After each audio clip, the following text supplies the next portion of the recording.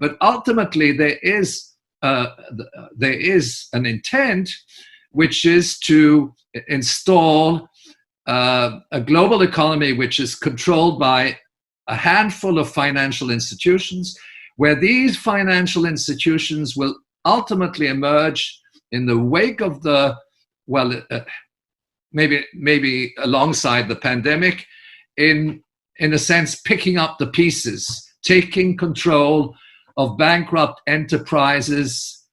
This project is one which is conducive to appropriation of real assets by a handful of financial institutions, wealthy individuals, foundations. And it is, as you pointed out, it is distinct from anything else that we have lived in the course of history, because it is based on instructions which are handed from some central authority which is unnamed. The World Economic Forum is behind it, the Gates Foundation, and so on.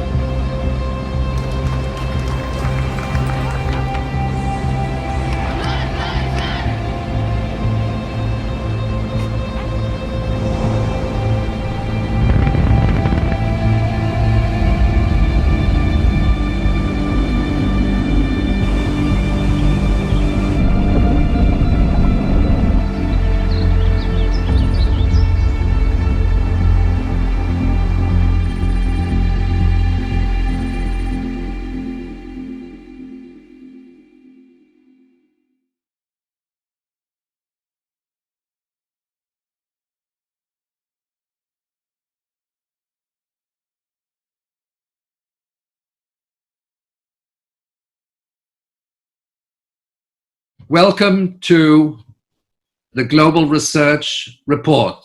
My name is Michel Chossudovsky, and today we have the privilege of welcoming Peter Koenig, outstanding author and economist, former staff member of the World Bank, as well as consultant to the World Health Organization, who has written extensively on the crisis which is currently affecting us, in great detail, looking at the interactions between the so-called threat of the pandemic on the one hand and the broader economic and social implications.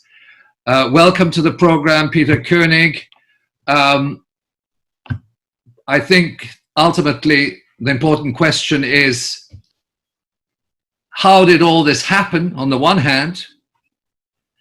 And what is going to happen in the future, particularly in view of the economic implications, the economic and social implications, but also the fact that we are moving into what might be described as the most serious debt crisis, certainly in modern history. Okay, well, thank you very much, Michel. Let me start perhaps by saying that this does not only look like a planned destruction of the world economy, it is a planned destruction of the world economy. And there are a number of visible elements to that. For one thing, a virus, an invisible virus, which is suddenly made into a pandemic that starts almost simultaneously around the world, affecting all 193 countries of the United Nations and more of the territories all at once. So this has been clearly a planned destruction, and it's not an accident. Then at the same time, a well-prepared propaganda machine, which immediately, as soon as the pandemic is declared, or even before, started talking about the threats of this virus, planting fears in the society, fears for our lives, and fears to make sure that we all agree with the global lockdown. A lockdown which is also accompanied by social distancing, separation, social separation, prohibition of meetings. People cannot get together anymore. They can't talk with each other. Actually, people have to be afraid of each other because they could infect each other. And this is the purpose, and this is very well done by this propaganda machine. A fear actually of an invisible enemy, a virus, is a killer virus that will attack just about everybody and kill everybody if we are not careful. It goes so far as I would say it is comparable to another fear campaign that has for the last few decades accompanied us, which is the so-called man-made CO2, which will also destroy our world. And it's as fake as the virus that will destroy humanity. But anyway, there's an agenda behind it, and I think as we advance, most people will probably think that this is a conspiracy theory, but as we advance in this game, we will realize that it is not. And I can already point to a few elements which are part of the history that will indicate that this is not just conspiracy. One of the things that is quite visible is the infamous 2010 Rockefeller report, which has described very well what is happening now. And for example, the first scenario is described in this report, which can be seen on internet, is described as the lockstep scenario, which means the whole world actually advances in lockstep according to what the elite, those who are behind this scheme, want us to do. And it works so far quite well. This is all coming from Scenarios for the Future of Technology and International Development, the Rockefeller Foundation. The lockstep scenario, which you can find here on page 18, and all of this, of course, will be in the show notes as always. Let's go down.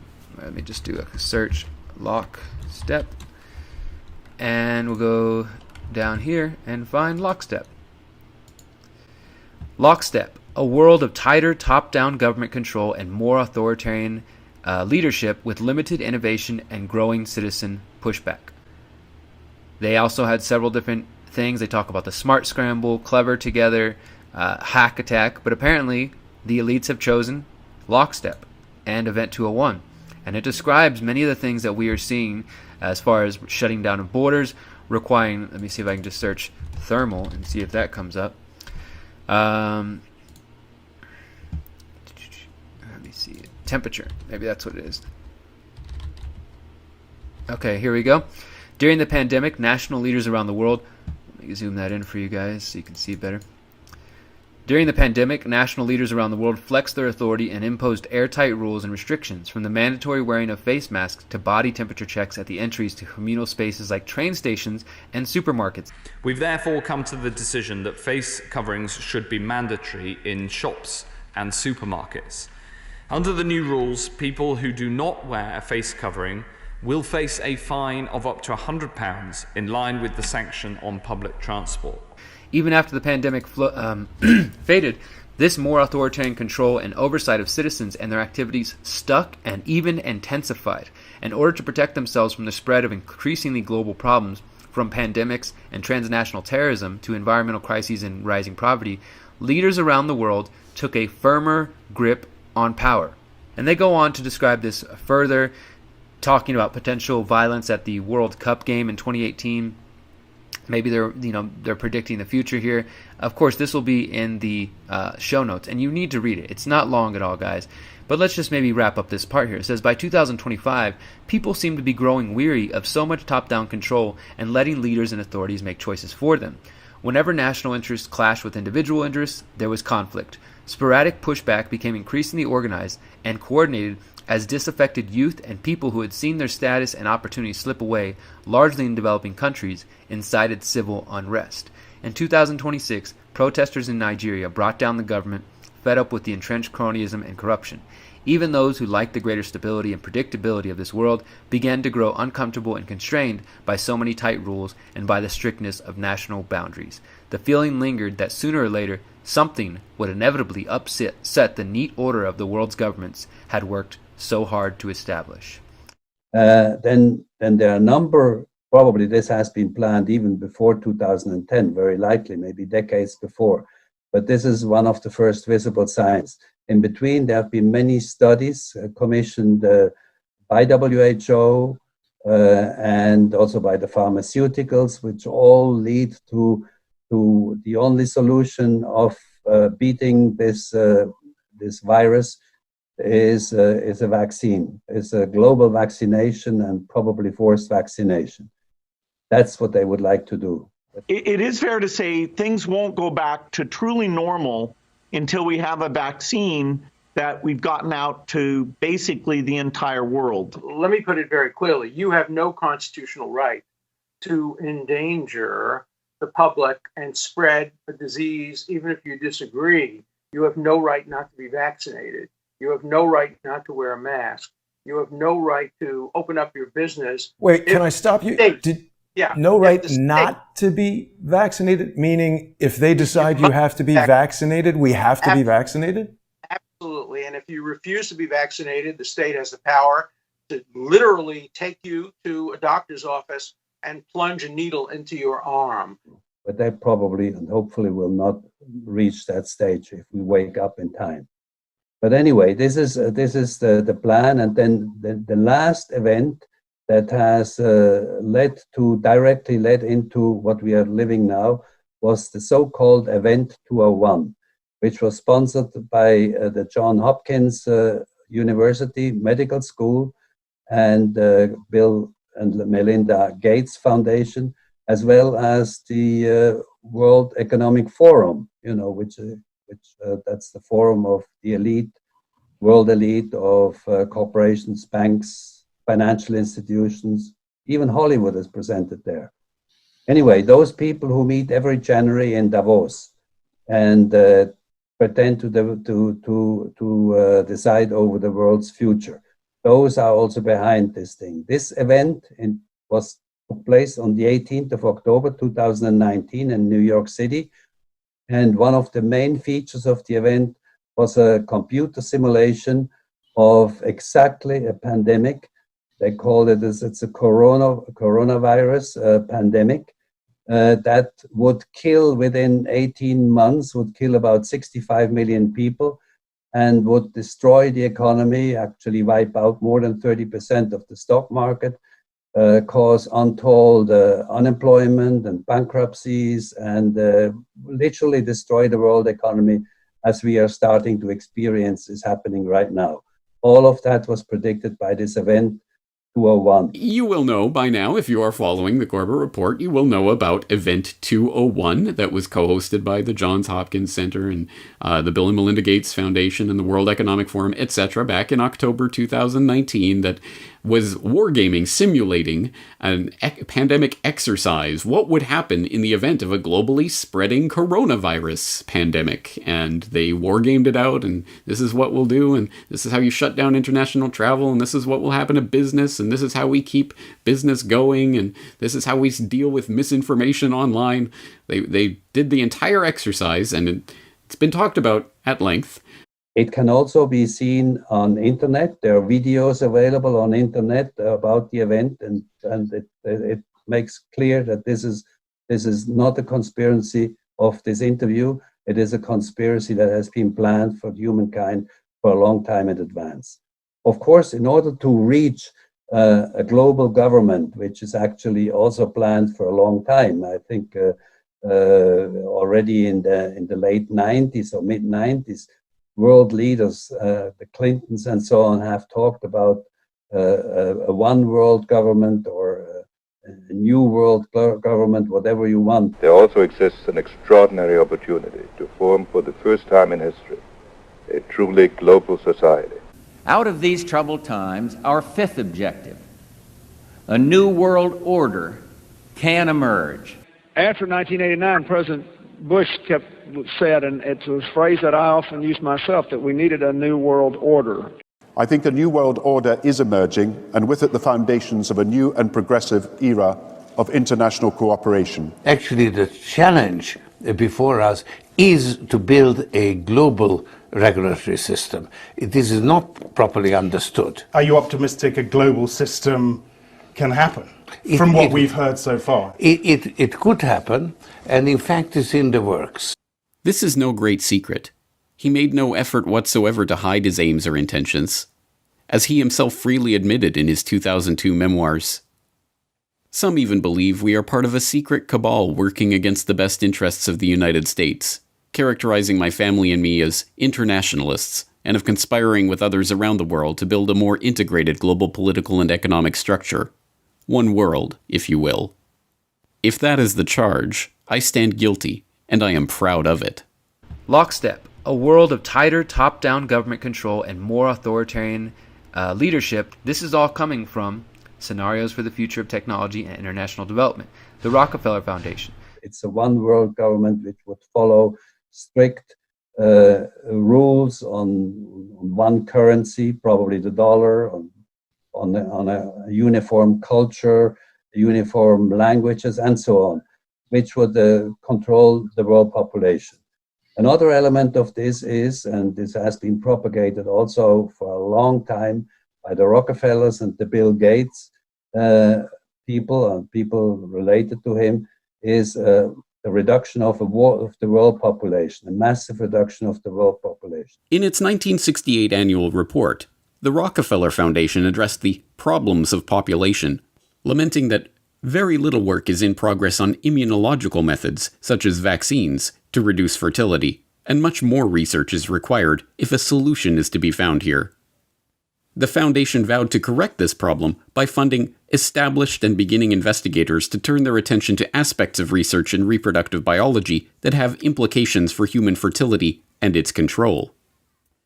Here we can see a chart that looks at the total world population over the last several hundred years. And at first glance, this is a bit scary. So Melinda and I wondered whether providing new medicines and keeping children alive, would that create more of a population problem? And what the developing world does not need is more children.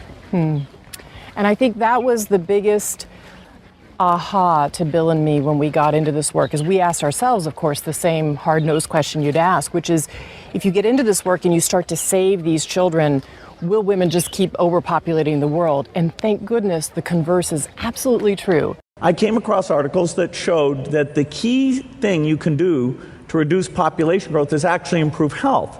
And that sounds paradoxical. You think, okay, better health means more kids, not less kids. Well, in fact, what parents are doing is they're trying to have 2 kids survive to adulthood to take care of them. And so the more disease burden there is, the more kids they have to have that high probability. So there's a perfect correlation that as you improve health, within a half generation, the population growth rate goes down. The Rockefeller family was instrumental in funding and promoting eugenics, both in America and overseas. The Rockefellers helped fund the Eugenics Record Office. The founding director of the Rockefeller Institute for Medical Research, William Welch, sat on the ERO's board and helped direct its activities. The Rockefellers sponsored the studies of the eugenics researchers at the Kaiser Wilhelm Institutes in Germany, including Ernst Rudin, who would go on to draft Nazi Germany's forced sterilization law. And, when the American Eugenics Society became embarrassed of its own name, its longtime director, Frederick Osborne, merely took over as president of the Rockefeller-founded Population Council. This dedication to the cause of public health, did not escape the approving gaze of Bill Gates Sr. In a chapter of his 2009 book, Showing Up for Life, called Walking with Giants, he writes admiringly of the Rockefellers and their influence in the field. Every corner we've turned in the field of global health, we've found that the Rockefellers were already there and had been there for years. When we committed to childhood immunization, we found ourselves building on efforts the Rockefeller Foundation had helped launch and fund in the 1980s. When we became interested in fighting malaria and tuberculosis, we learned that the Rockefellers had been studying the prevention and treatment of such diseases around the globe for, in some cases, as long as 100 years. A similar dynamic held true in the case of HIV/AIDS. A lesson we learned from studying and working with the Rockefellers is that to succeed in pursuing audacious goals, you need like-minded partners with whom to collaborate. And we learned that such goals are not prizes claimed by the short-winded. The Rockefellers stay with tough problems for generations. As Gates Sr. suggests, it is by working with like-minded partners that such great achievements in the field of global health can be made. For the Gates, these like-minded partners include the Rockefellers themselves. Bill Gates Sr. got to discuss global health, agriculture, and environment with the likes of David Rockefeller Sr. and David Rockefeller Jr. at a meeting on Philanthropy in a Global Century at Rockefeller University campus in 2000. And Bill Gates, as we have seen, co-hosted a meeting on reducing the population with David Rockefeller in 2009. You're raising tuitions at the University of California as rapidly as they can, and so the access that used to be available to the middle class or whatever is just rapidly going away. That's a trade-off society is making because of very, very high medical costs and a lack of willingness to say, is spending $1 million on that last 3 months of life for that patient, would it be better not to lay off those 10 teachers and to make that trade-off in medical costs? But that's called the death panel, and you're not supposed to have that discussion. A massive reduction of the world population. So all of this has begun now with 2020, which we will also see as the so-called, we can also call it the Agenda 2021, which will then merge with the Agenda 2030, which is camouflaged by the 2030 Sustainable Development Goals of the United Nations. The alt media has been on top of this for a while. I know I've had people kind of tweeting this at me for a long time, but this was, I think, kind of its big coming out party with bells and whistles and music and fanfare. The United Nations launches their 2030 Agenda Blueprint for a United World, and we'll take this from Activist Post. Have you heard of the global goals? And if you hadn't, you're going to hear of them by now because they've laid it out. The United Nations launched a set of 17 ambitious goals that it plans to achieve over the next 15 years. The formal name of this new plan is the 2030 Agenda, but those behind it decided that they needed something catchier to promote these ideas to the general population. The UN has stated that these new global goals represent a new universal agenda for humanity. Virtually every nation on the planet has willingly signed on to this new agenda, and you're going to participate whether you like it or not. Some of the biggest stars in the entire world have been recruited to promote the global goals. There's a great cult video with lots of celebs you can wash your brain with, but there was also the Global Citizen Festival held in Central Park in New York this last Saturday, where some of the biggest names in the music industry promoted these new global goals. The feel-good event was timed to coincide, of course, with the annual gathering of world leaders at the United Nations General Assembly, #UNGA, featuring performances by the We'll Say Yes to Anything band with Beyonce and Pearl Jam and Coldplay and the usual suspects. And it wasn't just the entertainment industry that was promoting this new UN plan for a united world. That's right. Pope Francis traveled to New York to give the address that kicked off the conference where this new agenda was unveiled. So 17 is a lot of things, and we can't go over all of them here, but TruthStream Media kind of did a good bullet point, and they sort of did the easy translation of what they really mean with these 17 different goals. So, James, again, everything is linked. We implore people to go read all of these for themselves. I'm just going to pick my favorite of the 17 and mention it here. Goal number 7, ensure access to affordable, reliable, sustainable, and modern energy for all. And again, as TruthStream kind of notes, That means smart grid. That means smart meters. That means your fridge, the Internet of Things. It's going to monitor and track everything that you do. And it may seem neat because, I've got a good workout routine, or the fridge told me I'm out of milk, but it's going to be so much more. James. Yes, and let me pick a couple of my favorites from this list. End poverty in all its forms everywhere. Who is against that idea? But the question is, how do you do that? And I think the translation from TruthStream Media is pretty apt. Centralized banks, IMF, World Bank, Fed to control all finances, digital one world currency, and a cashless society. Hey, end poverty! Wow, and now we'll control absolutely every aspect of the global financial architecture and monetary system. Or goal number 2, I think, was also pretty to the point. End hunger, achieve food security and improved nutrition, and promote sustainable agriculture. Sustainable agriculture. Translation, GMO. Of course they're going to roll it out. Of course, we need these genetically modified monstrosities. They're so perfectly safe. And, by the way, yeah, the same interests that fueled the big industrial agricultural revolution of the 1960s are the same Rockefeller financial and interests that are funding the gene revolution of the biotech companies. But don't worry about that. Don't worry about all of that mess. It's all good. It's being promoted by the UN. What could possibly go wrong? Behind all of this is actually the execution of this plan, of which we have just seen the beginning. If I could just intervene one moment.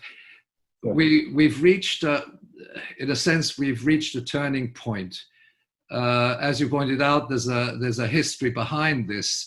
And then there were decisions that were taken at the World Economic Forum in December.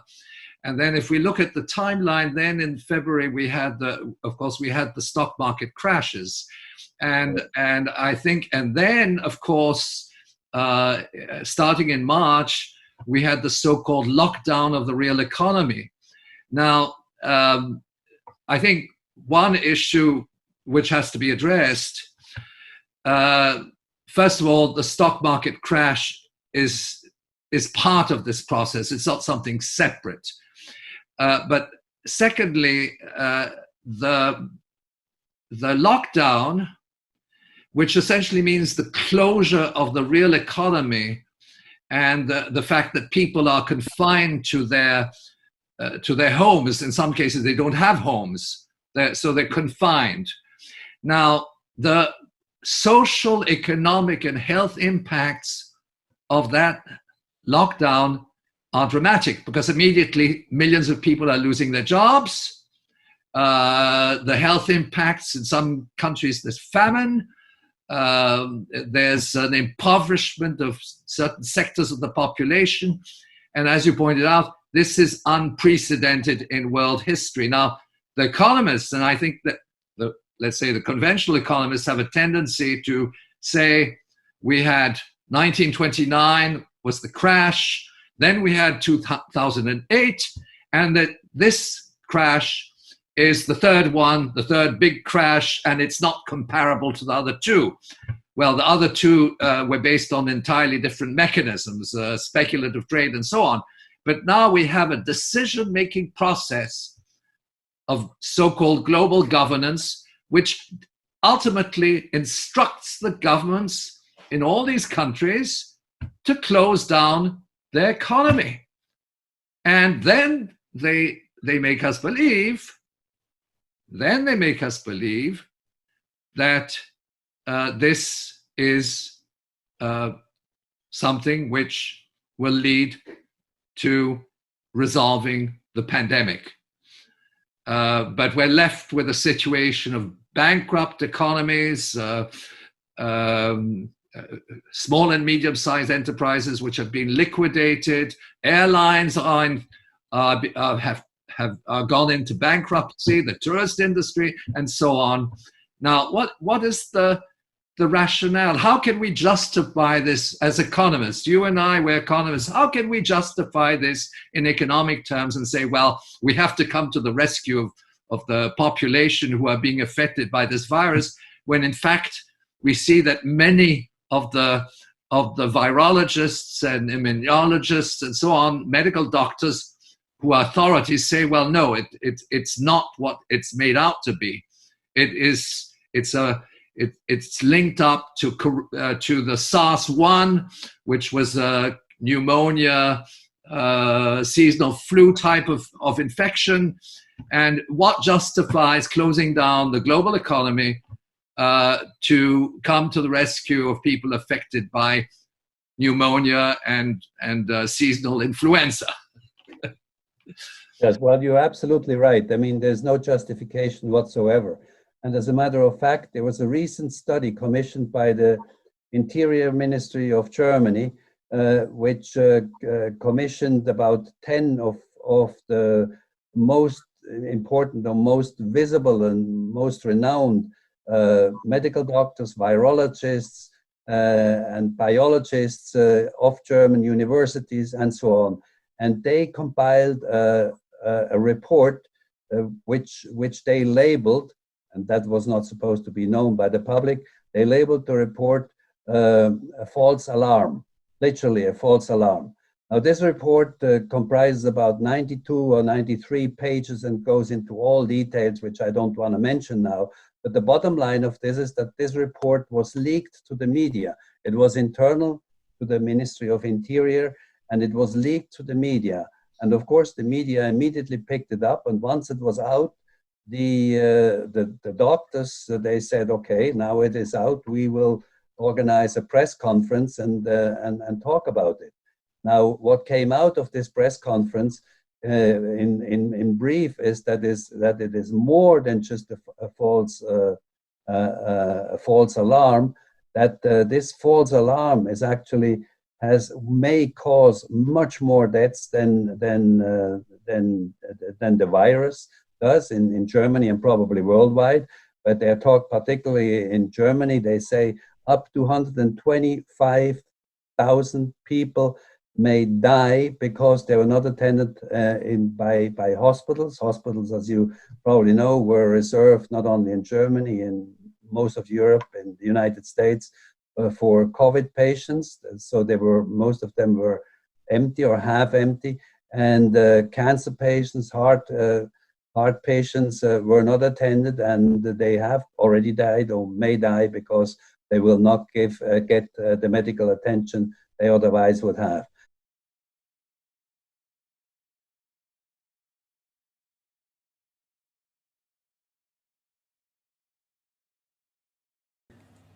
Liebe Mitbürgerinnen und Mitbürger, herzlich willkommen zum ACU, zum Außerparlamentarischen Corona-Untersuchungsausschuss.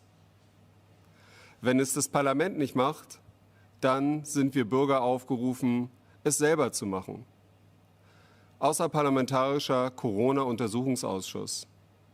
Wir werden untersuchen, warum diese restriktiven Maßnahmen im Zuge von Covid-19 über unser Land gekommen sind, warum die Menschen jetzt leiden und ob es eine Verhältnismäßigkeit tatsächlich gibt, die zu dieser Krankheit durch ein Virus SARS-CoV-2 tatsächlich entstanden ist. Wir haben arge Zweifel, dass es hier wirklich verhältnismäßig ist, so wie diese restriktiven Maßnahmen erfolgt sind.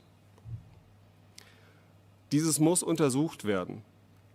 Und da die Parlamente, weder die Oppositionsparteien noch die Regierungsparteien, einen Ausschuss einberufen haben und der noch nicht mal in Planung ist, wird es jetzt höchste Zeit, dass wir es in die Hand nehmen. Then there is the whole economy, which is collapsing not only in Germany, it's all over in Europe, it's in the United States, it's in the entire world.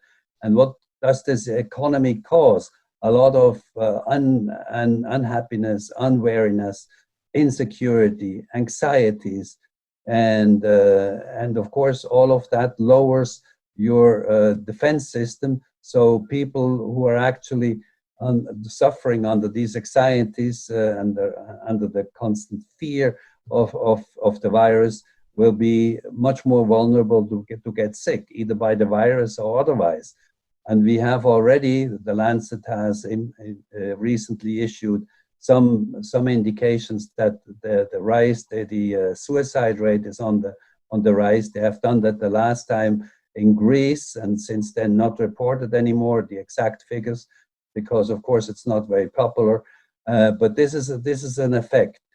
And another effect is that in many countries, especially developing countries of the so-called global south, people will probably die more from famine because the lockdown takes away their employment. And we have to recognize, contrary to the West and the global North, where labor is more or less organized, in the global South, 60 or 70% in some countries of people are virtually informal workers. So they have no employment contracts, they're nowhere registered. They go from day to day or from week to week or sometimes from months to months to earn their living. And now with the total lockdown, they have nothing. They have not even enough money to pay their rent and to nurture their family. So they have to get out. They have to do something. And if they can't, they will die from famine. And that has happened already. I mean, there are reports about that. And in fact, the World Food Organization has already said, I mean, per year, as of now, as of the end of 2019, on average, about 9 million people die by famine throughout the world. This figure will increase, according to the World Food Organization, to 150 million, possibly to 200 million of people who will be vulnerable for dying from famine. Doesn't mean that they necessarily die from famine, but they will be highly vulnerable, and many of them will actually die from famine. And this is enormous. This is an absolute disaster. And other people will be, of course, they're in the informal sector, so they have no social safety nets, they have no health insurance, they have no access to medical doctors, since everything has been privatized anyway by institutions like the World Bank and the International Monetary Fund over the past decades, even health services, education, and any kind of social services. So they're totally on their own. They have no help whatsoever, or very, very sparse help. And these people, they are actually going to be, this is the bulk of the disaster. For example, you know, just an example, at present, the ILO, the International Labor Office, 6 months into COVID, they say almost 500 million people worldwide are already unemployed or underemployed. They predict that by the end of this year or in the middle of next year, up to 2 billion people, or 58% of the world's total labor force, might be unemployed or underemployed. This is enormous. Can you imagine what that means? They have nothing to eat, and what will happen to them? And out of that, already today, almost 270 million people, young people, aged 15 to 24, are not employed or underemployed. They have no education, no training, and they will endure even worse conditions in their future if they reach a future. So this despair is unbelievable. And I think what we have so far, we haven't even seen really the tip of the iceberg, of this huge iceberg which is still expecting us. Bankruptcies, for example, as you pointed out, Michel, at the beginning, you know, the stock market is intimately linked to all of this. Of course, this was planned very, very carefully. But of course, we haven't seen yet the total disaster of bankruptcies that will probably come in the second half, and the second half of this year and the first half of next year, which will be another domino on unemployment and on more misery. So it is an absolute disaster of worldwide dimensions that we have never seen. Far, far outranking whatever happened in 1929. Just a question, because essentially what you describe are the consequences and the process of global impoverishment. But that process of global impoverishment is well beyond poverty, it's poverty and despair. It's a process of exclusion.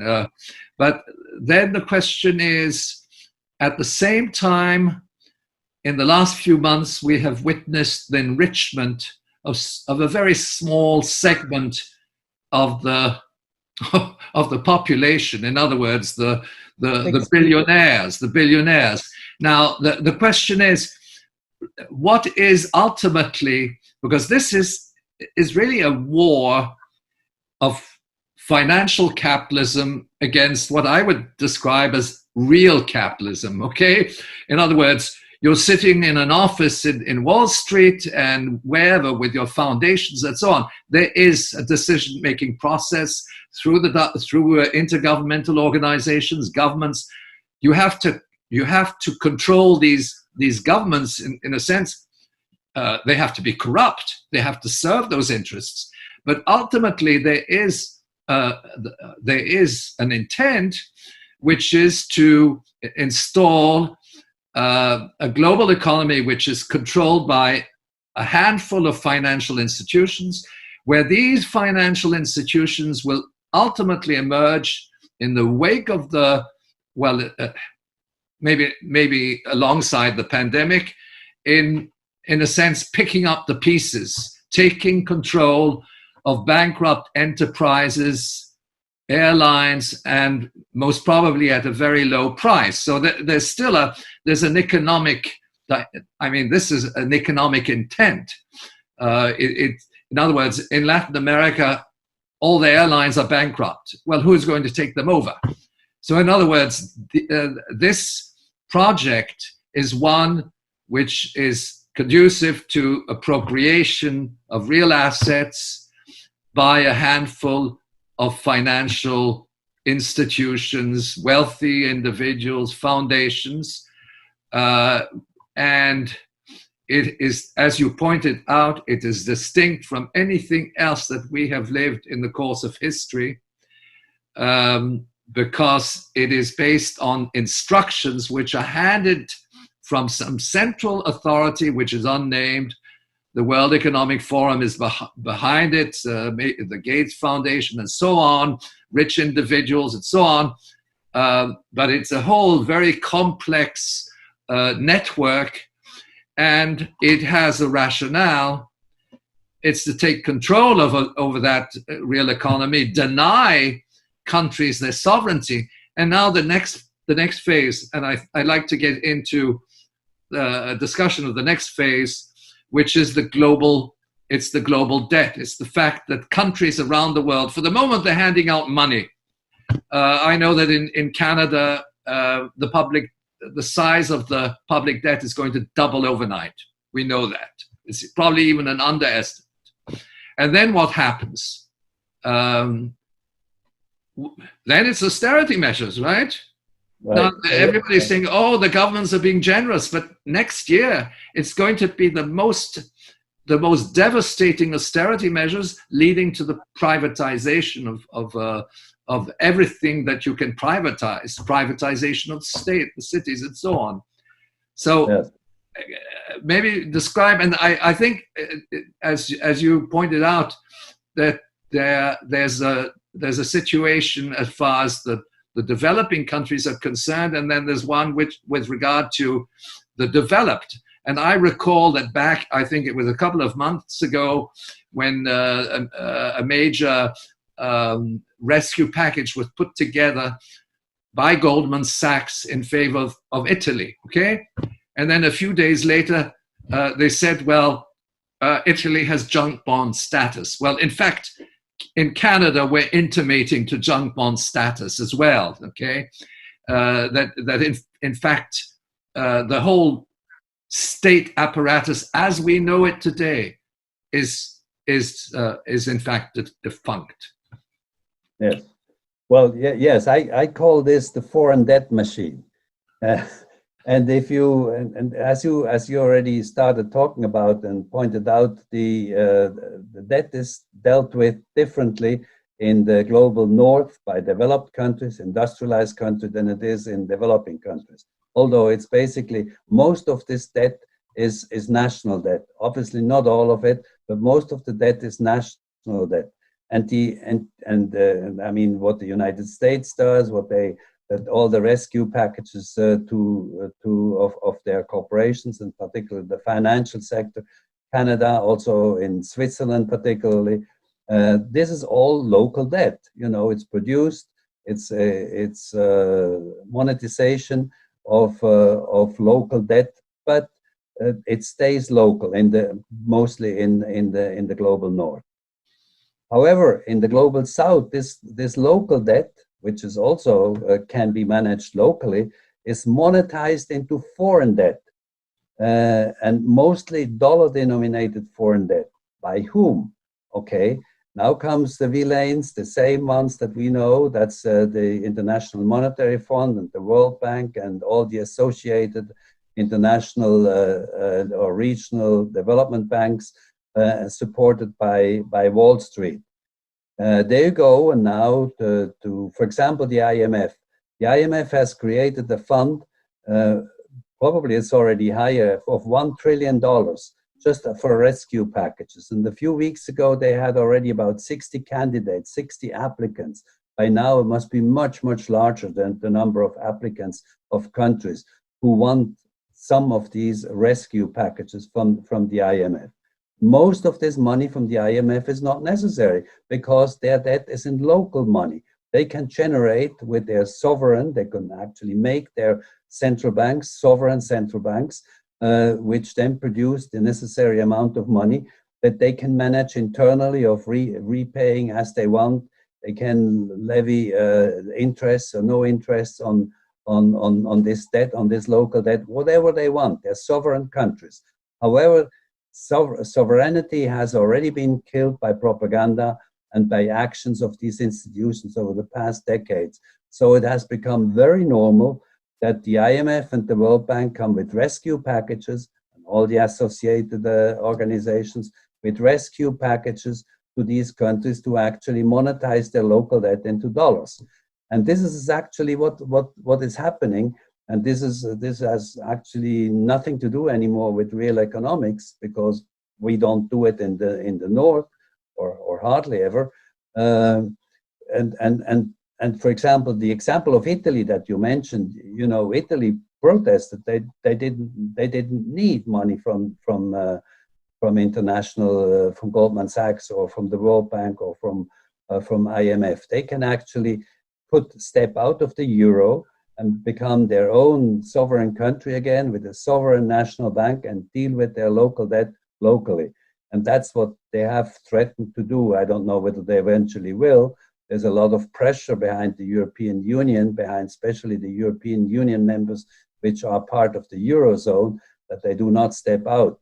But each one of these countries, including Greece, that went through that, could have stepped out of the European Union, especially of the Eurozone, and returned to their own local currency. And most of the countries in developing, in the global south, developing countries, they could really gradually abandon their relation to foreign currencies, mostly the dollar, and especially in South America, and become their sovereign countries again by creating their local currencies to rescue their local economy, rather than going to the IMF and say, well, we need your money, and we dollarize our national debt.